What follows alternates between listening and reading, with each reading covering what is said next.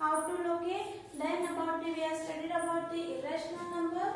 Before that class we have studied about the natural number, whole number, integers and everything.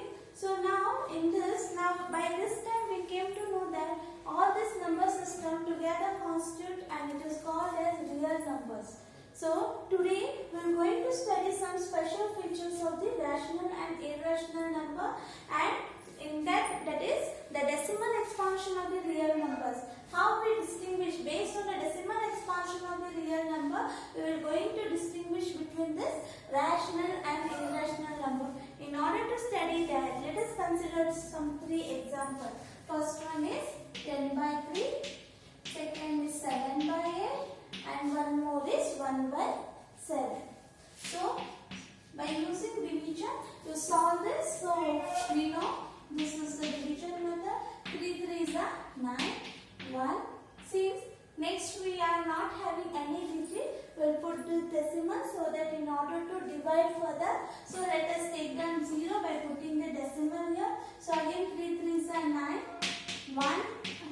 Again 3 3s are 9, 1. See here you see it goes on continuity. So we are obtaining the same as the remainder. 1 is getting repeated as the remainder. So now next consider the second situation. In second situation it is 7 divided by 8. So it's 7 is less than 8. So it will not going to get divided by 8. So by using the decimal expansion, see here I put the decimal and I will take here 0, and now it is possible to divide. So by which division it will go? It is 8 9s are 72. It is bigger. So take the lesser one. It is 8 8s are 64. 10 minus 4 is 6. Again 0. 8 7s are 56. It is 4. 0. 40 will go in 8. Yeah. So it is 8 5s are 40. See here we are obtaining 1 as the remainder continuously. Here we are obtaining 0 as the remainder. Since we have obtained 0 here, it will no longer will going to get divided, since the remainder is 0. Next consider the one more situation, 1 divided by 7. See 1 is less than 7, it will not going to get divided, so we will put the decimal. So again here I will take the 0 by putting the decimal. 7 1s are 7.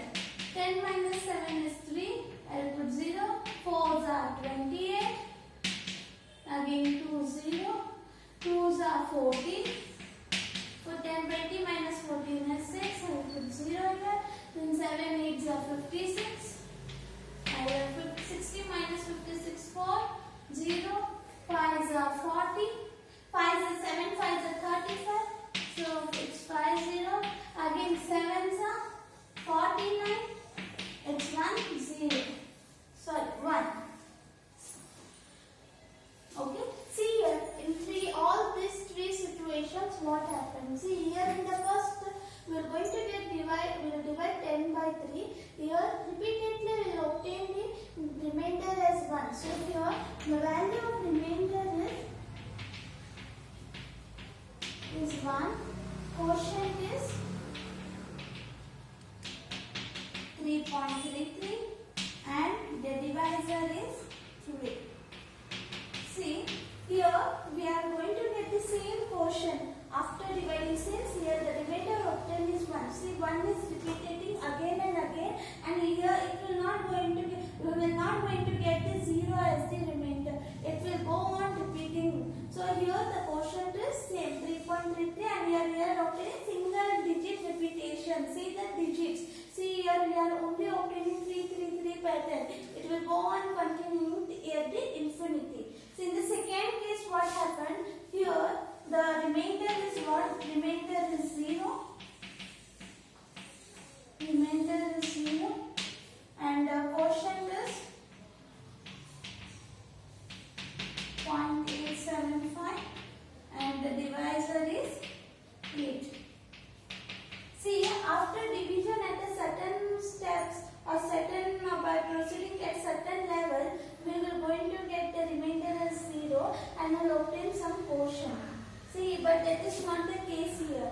With this we will visualize in some other case. Let us consider this one. Now in this case what happened? The remainder is 1. And the quotient is 142857 and the divisor is 7.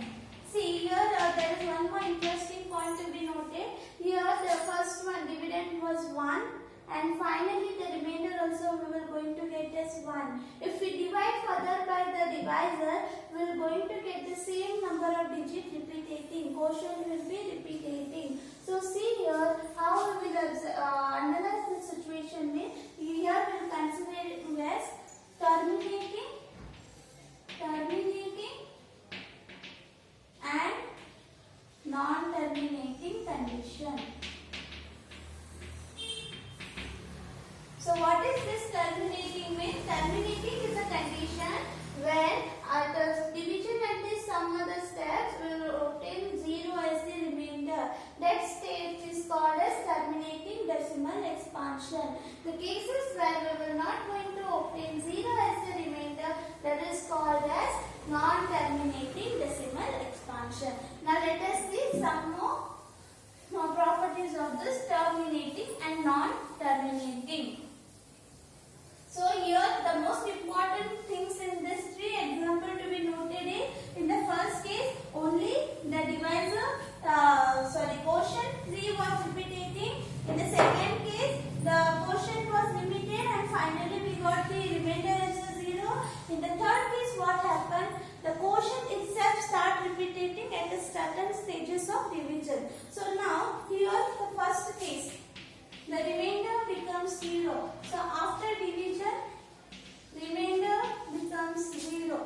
This stage is called as terminating decimal expansion. Terminating decimal expansion. Terminating decimal expansion. Example for this is what we consider as the last, that is 7 by 8, 1 by 2, etc. And second case, the when remainder does not become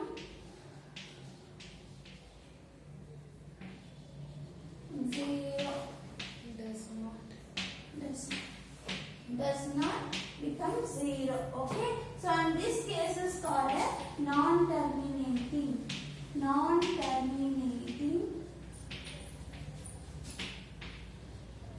decimal expansion.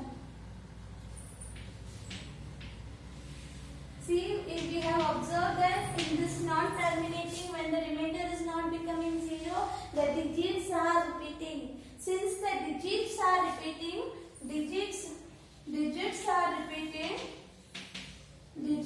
repeating in the quotient,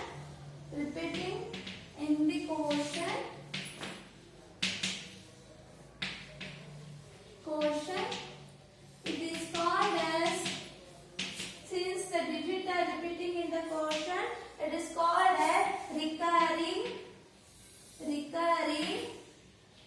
non-terminating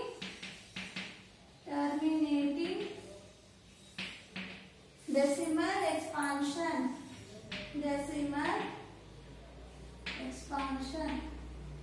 Non-terminating. So since the digits in the quotient are get repeating, in case of example 10 by 3, what we were getting 3.33333 here, the digit 3 itself was repeating after the division, and in the case of 1 by 7 it was repeating 1.42857. Here it was repeating again after 7 again 142,857. So it is repeating after the string of division 1, 2, 3, 4, 5. After the string of 6 division. After dividing 6 times, we are going to get repeat the same time. Since there is a repetition of this digit, it is called as recurring non-terminating decimal expansion. So see, it is not possible to write fully. Since it is infinite. So there is one representation for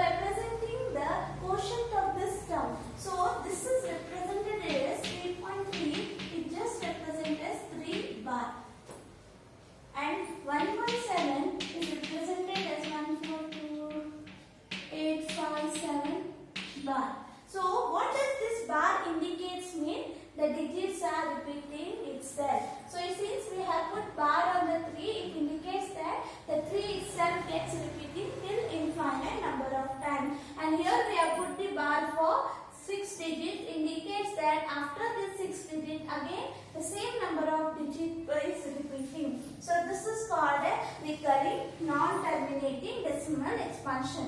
And now based on this terminating and non-terminating, we are going to distinguish between the rational and irrational number. So the number which are terminating or recurring non-terminating decimal expansion, they are called as rational numbers, since this can be represented in the form of P by Q. See here, 10 by 3, it is in the form of P by Q, where Q is not equal to 0. Is it true? Yes. This we have studied in the last class. First class I have explained about this, how to represent the rational numbers. In that condition was any number which can be represented in the form of P by Q, where Q is not equal to 0, then that number is called as rational number. So any number which is having either terminating or recurring non-terminating decimal expansion, it is called as rational number. From this we are obtaining the new definition of the rational number. That is the number which is either terminating decimal expansion or recurring non-terminating decimal expansion. That number is called as rational number. So I will prove whether this is a rational number or an irrational number with an example. So let us conclude practically now how it happens.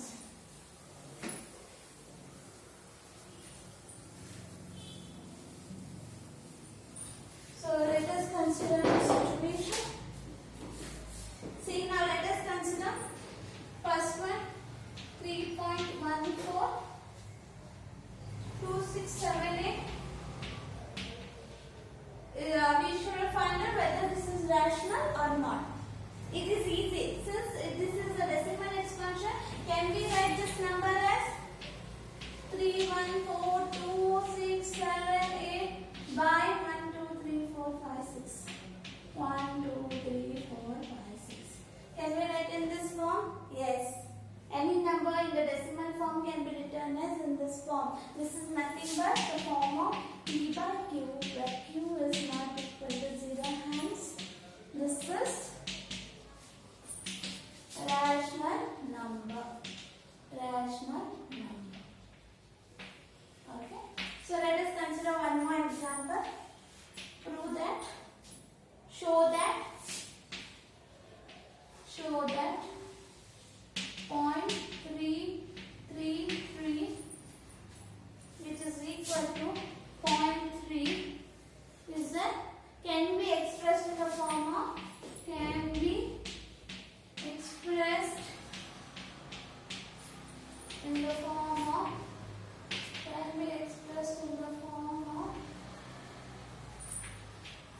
P by Q. Okay, P by Q is nothing but we should prove that it is a rational number. Seems, so how we will do?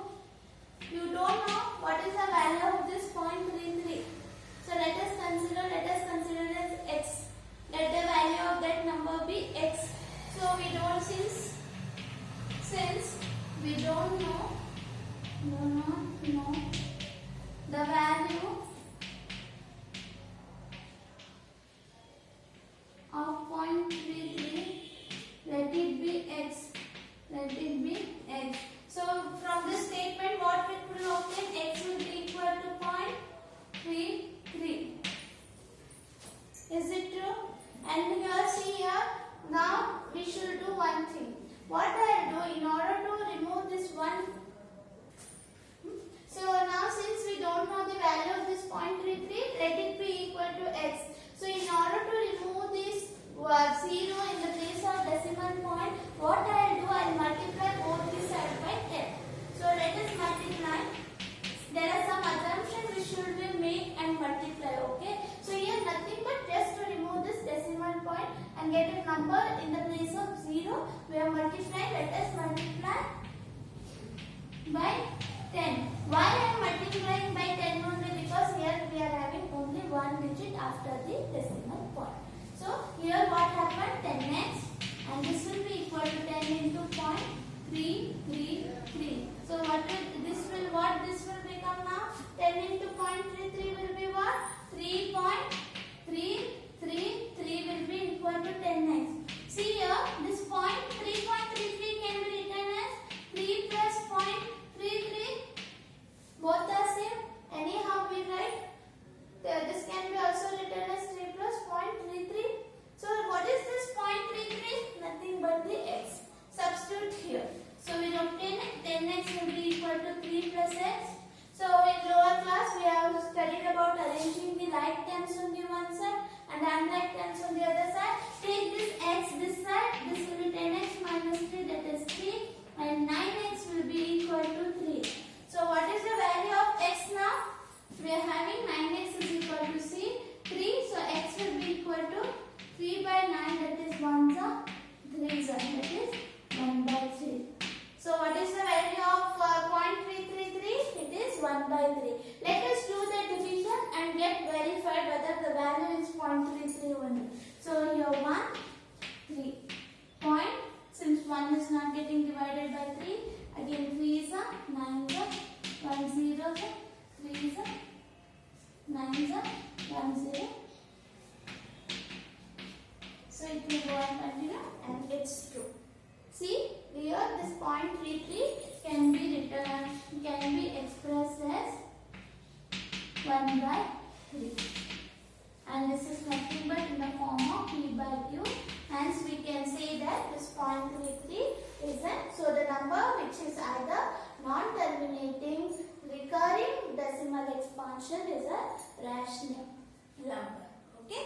In the next class we are going to study about the irrational number, on what criteria we are differentiating between rational and irrational, and we are going to study about the successive, progressive by using process of successive magnification for the location of the number, real number on the number line. Since we have already studied about that, each number is having unique representation of the number line, and this we will going to study in the further class by using the